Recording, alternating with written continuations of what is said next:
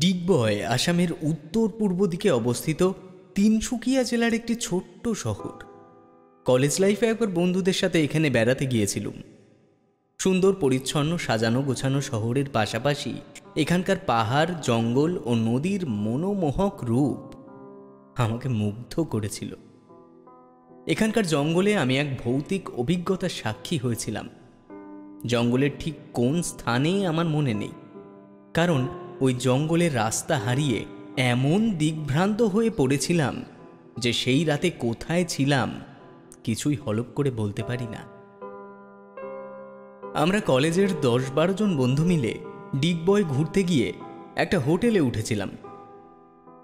3 দিনের ট্রিপ ছিল। প্রথম 2 দিনে আমরা oil refinery, Margherita, wildlife sanctuary, golf course, war cemetery ইত্যাদি ট্যুরিস্ট স্পটগুলো প্রায় সবই ঘুরে ফেলেছিলাম। 3 দিনের দিন রাত্রিবেলা আমাদের ট্রেন ছিল। দুপুরবেলা ব্যাগ গুছিয়ে কলেজ ফেরার জন্য তৈরি হয়ে নিচ্ছিলাম। আগের দিন ঘুরতে বেরিয়ে ঠান্ডা হাওয়া লেগে আমার জ্বর বোধ হচ্ছিল, সারা গা ম্যাজ ম্যাজ করছিল। দুপুরে খাওয়া দাওয়া সেরে একটু ডিসপেন্সারিতে গিয়েছিলাম ওষুধ আনতে। 1 ডোজ ওষুধ পড়ার কিছুক্ষণের মধ্যে শরীরটা একটু বেটার বোধ করছিলাম। হোটেলে ফিরে দেখি বন্ধুরা কেউ নেই। রিসেপশনে জিজ্ঞেস করতে জানতে পারলাম ওরা সাইকেল নিয়ে একটু আশেপাশে ঘুরতে বেরিয়েছে। হোটেলের বোর্ডারদের লোকাল সাইট সিনের জন্য সাইকেলের ব্যবস্থা ছিল। জিজ্ঞেস করলাম, ওরা কখন বেরিয়েছে? বলল, এই তো মিনিট 15 হবে। আমারও আশপাশটা একটু সাইকেলে ঘুরে আসার শখ হলো। তখন বেলা 3:30 হবে। ভাবলাম কিছুক্ষণ আগেই ওরা বেরিয়েছে, আমি এখন বেরোলে নিশ্চয়ই রাস্তায় ওদের সাথে দেখা হয়ে যাবে। রুমে গিয়ে চটপট পিট ব্যাগে একটু টিফিন ও জল ভরে নিয়ে আমিও সাইকেল নিয়ে বেরিয়ে পড়লাম। রাস্তায় যাবার সময় রাস্তার লোকেদের জিজ্ঞেস করতে করতে এগিয়ে যাচ্ছিলাম। আধ ঘন্টা যাবার পরেও ওদের দেখা পেলাম না। একটু নির্জন পাহাড়ি রাস্তায় এসে পড়লাম। রাস্তায় চলতে চলতে এক বুড়ির সাথে দেখা হলো। সাইকেল থামিয়ে জিজ্ঞেস করলাম, বুড়িমা, এখান দিয়ে তুমি একদল ছেলেকে সাইকেল চালিয়ে যেতে দেখেছ? বুড়ি শান্তভাবে উত্তর দিল, হ্যাঁ। আমি বললাম, কতক্ষণ আগে গেছে ওরা? বুড়ি আমার দিকে তীক্ষ্ণ দৃষ্টিতে তাকিয়ে ভারী গলায় বলল, আমি সময়ের তোয়াক্কা করি না। কত সময় পেরিয়ে গেল তারও খবর রাখি না।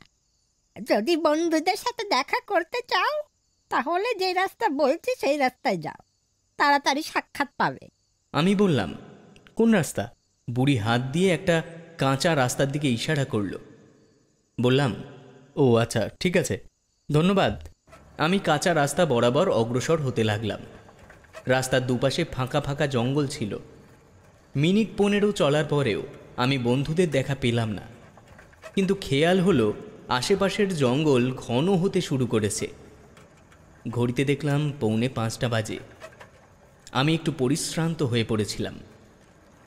থেমে একটু জল খেয়ে নিলাম। ভাবলাম সামনে রাস্তা জানা নেই, বন্ধুদের দেখা পাবো কি না তারও নিশ্চয়তা নেই। তার চেয়ে বরং অন্ধকার নামার আগে এখান থেকে ফিরে যাই ভেবেই আমি সাইকেল ঘুরিয়ে নিলাম। মিনিট 20 চলার পর খটকা লাগলো। রাস্তা ধরে যত এগোচ্ছিলাম জঙ্গল তত ঘন হচ্ছিল। এ কি, আমি তো গভীর জঙ্গলের মধ্যে প্রবেশ করেছি। তার মানে রাস্তা ভুল করেছি। ফিরে আসার সময় হয়তো কোনো বাঁক থেকে ভুল রাস্তা ধরেছিলাম। জঙ্গলের রাস্তা ভুল ভুলাইয়ার মতো মনে হতে লাগলো। দাঁড়িয়ে পড়লাম আমি। জায়গায় জায়গায় জঙ্গলি জানোয়ারের বিপদ সংক্রান্ত সাইনবোর্ড দেখতে পাচ্ছিলাম। সাইনবোর্ড পড়তে পড়তে এদিকে ওদিকে ঘুরে দেখতে লাগলাম।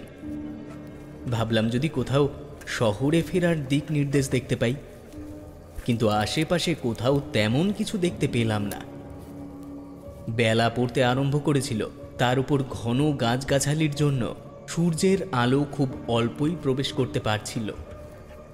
প্রায় ঘন্টা খানেক এভাবে জঙ্গলের মধ্যে ঘুরতে ঘুরতে আমি শারীরিক ও মানসিকভাবে বিধ্বস্ত হয়ে পড়লাম।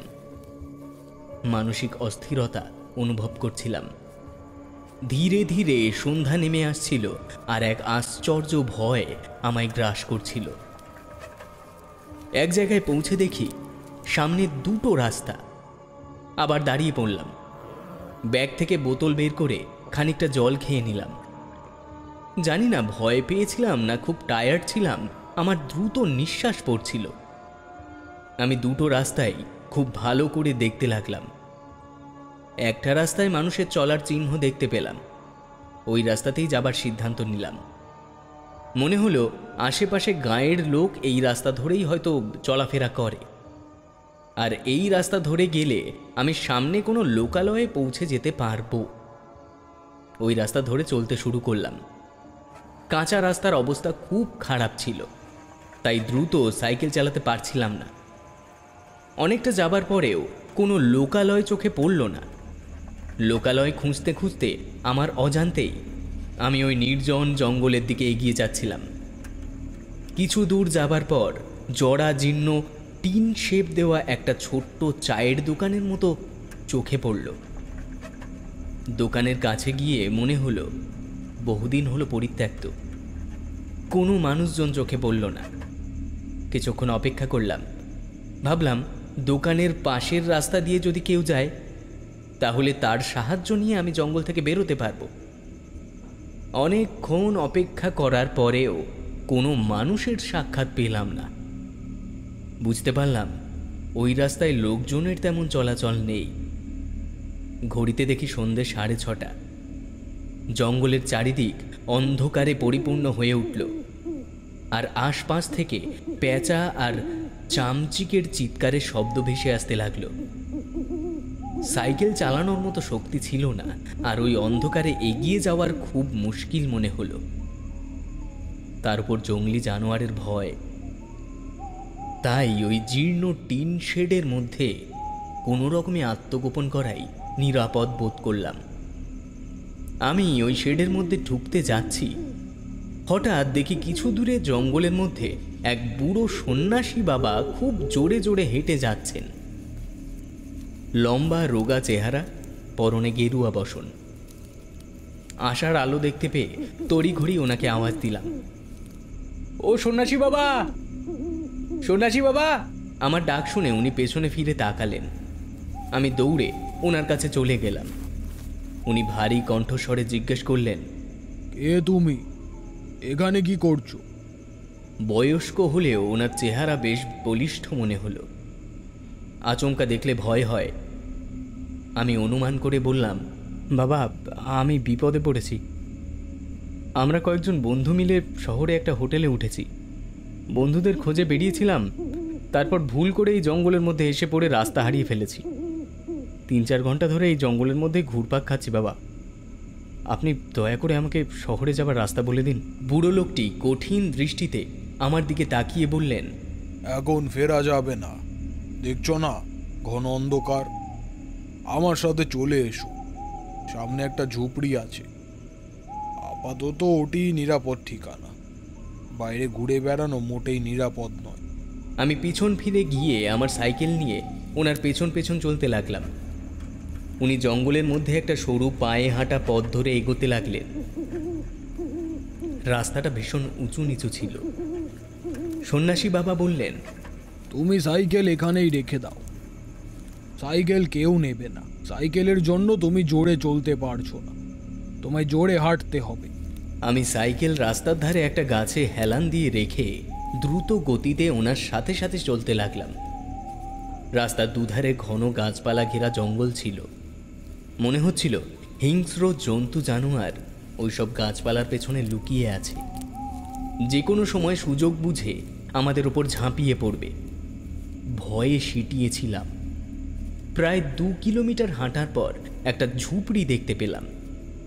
খড়ের ছাউনি দেওয়া একটা ঘর। ঘরের কাছেই জন্তু জানোয়ারদের ভাগানোর জন্য জায়গায় জায়গায় কাঠের পুতুল বানিয়ে রাখা ছিল। লাল কালো রং দিয়ে পুতুলগুলোর বড় বড় চোখ মুখ আঁকা, দেখতে ভয়ঙ্কর লাগছিল। বাইরে আলো প্রায় ছিল না বললেই চলে। আশেপাশে দেখার জন্য চোখের ওপর জোর দিতে হচ্ছিল। সন্ন্যাসী বাবা আমাকে ঘরের ভেতরে যেতে বললেন। আমি ঘরের মধ্যে যেতেই উনি আমার পেছন পেছন ঘরে প্রবেশ করলেন। ঝুপড়ির দরজা ভেতর থেকে বন্ধ করে দিলেন। ঘরে ঢুকেই উনি দেশলাই বের করে একটা পুরনো কেরোসিনের কুপি জ্বাললেন। কুপির আলোয় চারিদিক তাকিয়ে দেখলাম ঘরে জিনিসপত্র বিশেষ কিছুই নেই, যাও বা ছিল তাও এদিক ওদিক ছড়ানো ছেটানো, আর মেঝেতে খড়ের বিছানা পাতা ছিল। আমি খুব ক্লান্ত ছিলাম, চট করে ওই বিছানায় বসে পড়লাম। সন্ন্যাসীও আমার পাশে বসলেন। অনেকক্ষণ ধরে অভুক্ত আছেন ভেবে ব্যাগ থেকে কিছু খাবার বের করে ওনাকে দিতে গেলাম। উনি নিলেন না, আমাকে চুপ করে বসে থাকতে বললেন।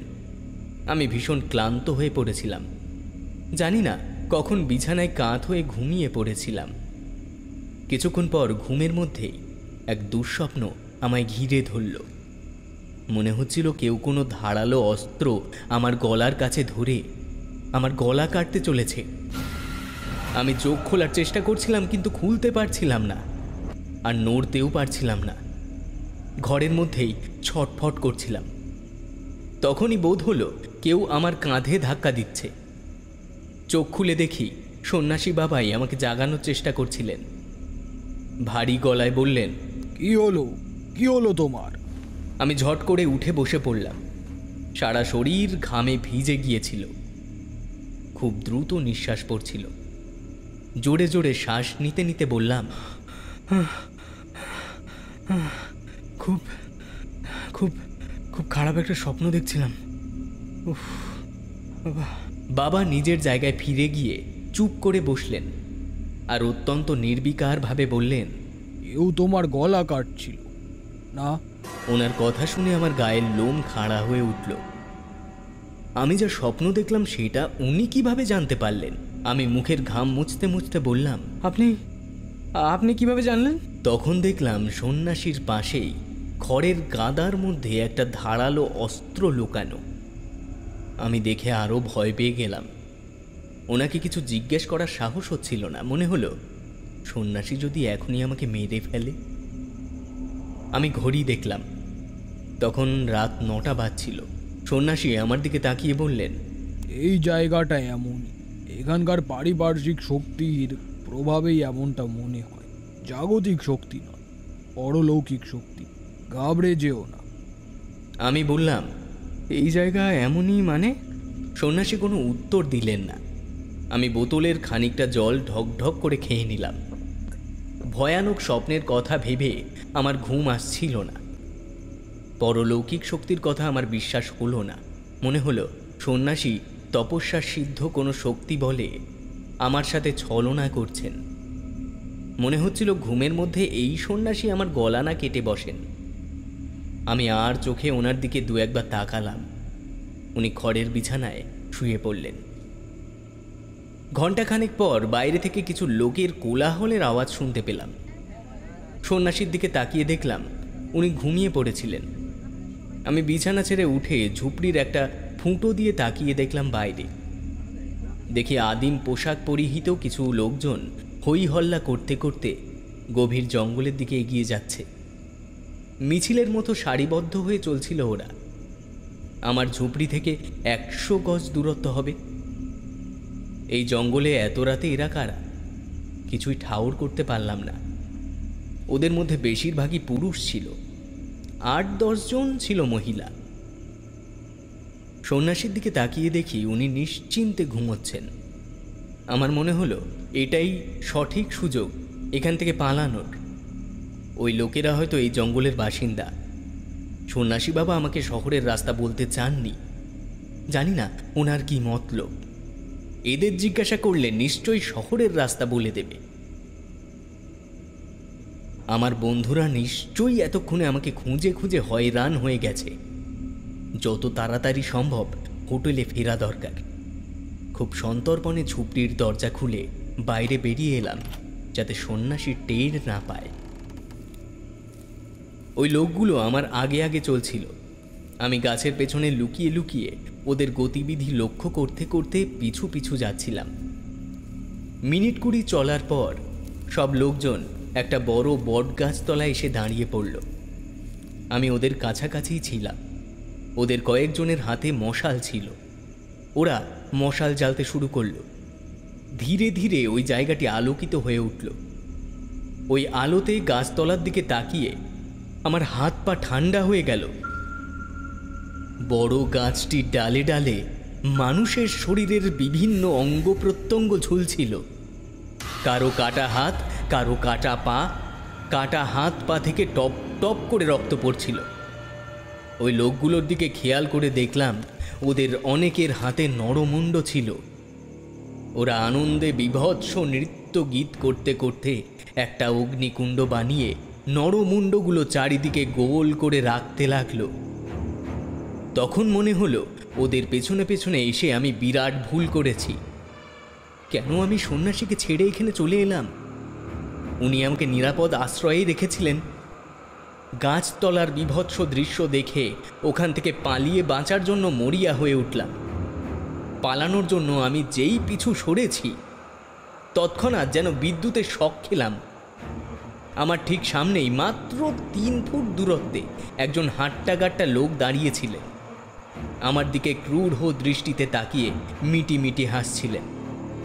বুঝলাম ওই দলের লোকেদেরই একজন। ওনাকে দেখে আমার হাত পা কাঁপতে লাগলো। মনে হচ্ছিল মৃত্যু দূত আমার সামনে দাঁড়িয়ে। উনি সবল হাতে আমাকে ধরে ফেললেন।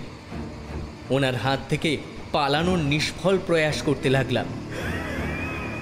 উনি অট্টহাস্য করে টেনে হিচড়ে ওনার দলের লোকেদের কাছে আমাকে নিয়ে যেতে লাগলেন। লোকগুলিকে দেখে মনে হচ্ছিল যেন জীবন্ত লাশ। আমি বুঝতে পারছিলাম ওরা আমাকে প্রাণে মেরে ফেলবে। ওদের হাত থেকে নিস্তার পাবার জন্য অনুনয় বিনয় করছিলাম, কিন্তু ওরা আনন্দে উন্মত্ত ছিল। আমার কথায় কর্ণপাত করছিল না। ওরা আমাকে কি দিয়ে যেন শক্ত করে বেঁধে অগ্নিকুণ্ডের পাশে শুইয়ে দিল। তারপর গাছের ডালপালা থেকে ঝুলন্ত কাটা হাত পা থেকে চুইয়ে পড়া রক্ত একটা পাত্রে ভরে এনে আমার গায়ে ঢেলে দিল। আমি জোরে চিৎকার করছিলাম যাতে কেউ আমার আরতি শুনতে পেয়ে আমাকে এখান থেকে উদ্ধার করে, কিন্তু ওদের প্রবল অট্টহাস্যে আমার কাতর আরতি মিলিয়ে যাচ্ছিল। আমাকে রক্ত স্নান করানোর পর এক বুড়ি আমার সামনে এসে দাঁড়ালো। বুড়িকে দেখে আমি একদম অবাক হয়ে গেলাম। এ সেই বুড়িটা ছিল যে বিকেলবেলা পাহাড়ি রাস্তায় যখন বন্ধুদের খোঁজ করছিলাম তখন আমাকে ওই জঙ্গলের রাস্তা দেখিয়ে দিয়েছিল। মানে এই বুড়িটাই এই দলের সদস্যা। আমাকে ওদের দলের শিকার করার জন্য জঙ্গলের ভেতরে প্রবেশ করার পথ দেখিয়ে দিয়েছিলেন। আমি বুড়ির কাছেও ছেড়ে দেওয়ার জন্য আকুতি জানাতে লাগলাম। তখন বুড়িটা পিঠের পেছনে লুকিয়ে রাখা একটা ধারালো অস্ত্র বের করে আমার গলায় ঠেকিয়ে দিল। আমি আসন্ন মৃত্যু থেকে রক্ষা পেতে ছটফট করতে লাগলাম। আমার উপর কোপ মারার জন্য বুড়িটা যখন অস্ত্র উপরে তুলল তখন বোধ হলো আমার সময় শেষ। দু চোখে আঁধার ঘনিয়ে এলো। আর তখনই হঠাৎ করে দেবদূতের মতো এসে উপস্থিত হলেন সেই সন্ন্যাসী বাবা, যিনি আমায় ঝুপড়িতে আশ্রয় দিয়েছিলেন। উনি ওই দলের লোকেদের ঠেলে সরিয়ে দিয়ে আমার দিকে এগিয়ে এলেন আর ওই বুড়িটিকে লাথি মেরে ভুলণ্ঠিত করলেন। অত্যন্ত দ্রুততার সাথে উনি আমার বাঁধন খুলে দিলেন আর আমাকে ওখান থেকে পালাতে বললেন।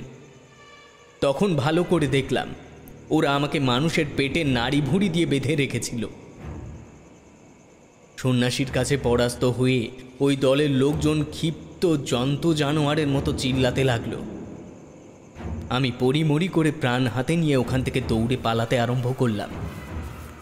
পেছন ফিরে আর তাকানোর সাহস ছিল না। কোনো ক্রমে প্রাণ বাঁচিয়ে ঊর্ধ্বশ্বাসে দৌড়। বারবার জঙ্গলের ঝোপঝাড় আর পাথুরে রাস্তায় হোঁচট খাচ্ছিলাম। অন্ধকার রাস্তায় দৌড়তে দৌড়তে শেষে একটা গর্তে এসে পড়লাম আর পড়ে আঘাত পেয়ে বেহুশ হয়ে গেলাম।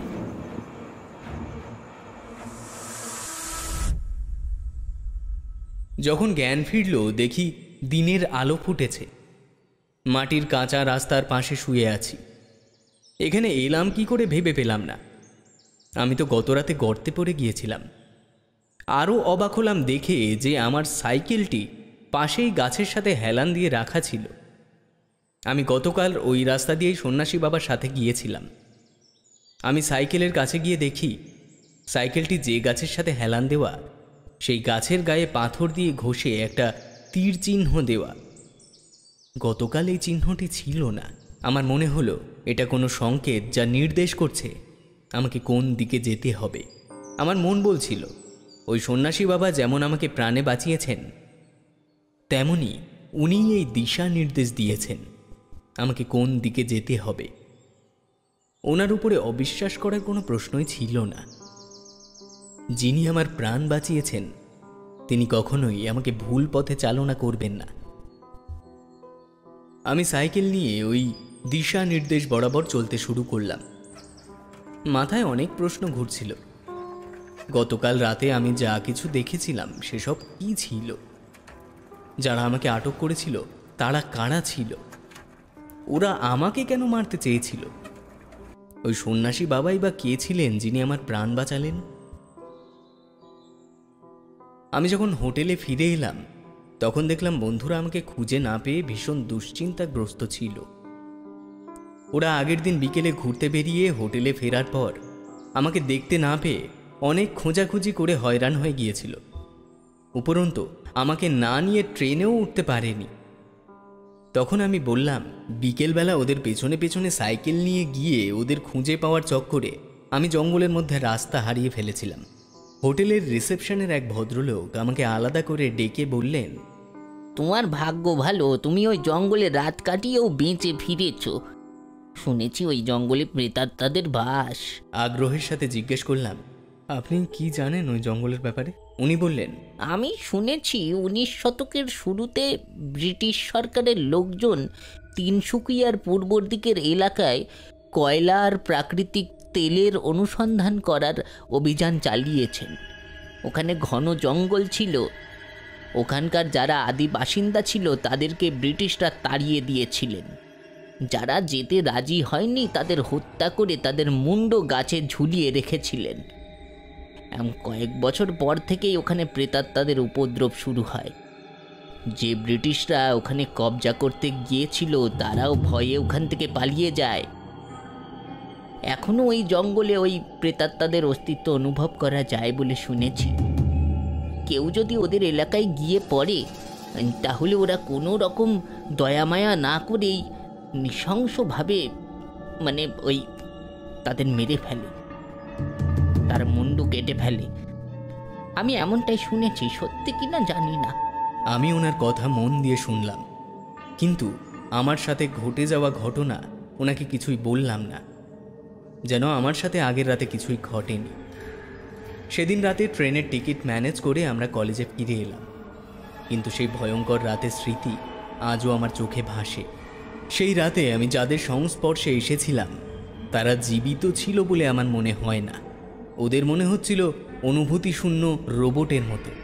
হয়তো ব্রিটিশরা ওদেরকেই হত্যা করেছিল, আর ওদের আত্মা যুগের পর যুগ ধরে মুক্তি না পেয়ে ডিগবয়ের জঙ্গলে কয়েদ হয়ে গেছে, আর ওরা পরিণত হয়েছে দুষ্ট প্রেতাত্মায়।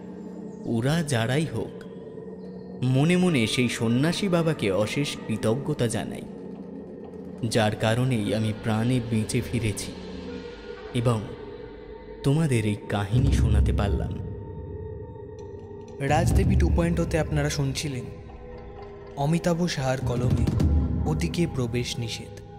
গল্পটির সমগ্র পরিচালনায় ছিল দেবয়ন্ত্রী দাস। গল্প পাঠে এবং রিসেপশনিস্টের চরিত্রে রাজপ্রতাপ বসু, বুড়ি এবং সাধু বাবার চরিত্রে সন্তু। শব্দ সংযোজন, আবহ এবং প্রচ্ছদে দাস স্টুডিও। আপনাদের যদি আজকের গল্পটি ভালো লেগে থাকে অবশ্যই আমাদের চ্যানেলটিকে সাবস্ক্রাইব করুন এবং পাশে থাকা বেল আইকনটি প্রেস করে দিন এবং আপনাদের বন্ধু মহলে শেয়ার করতে ভুলবেন না।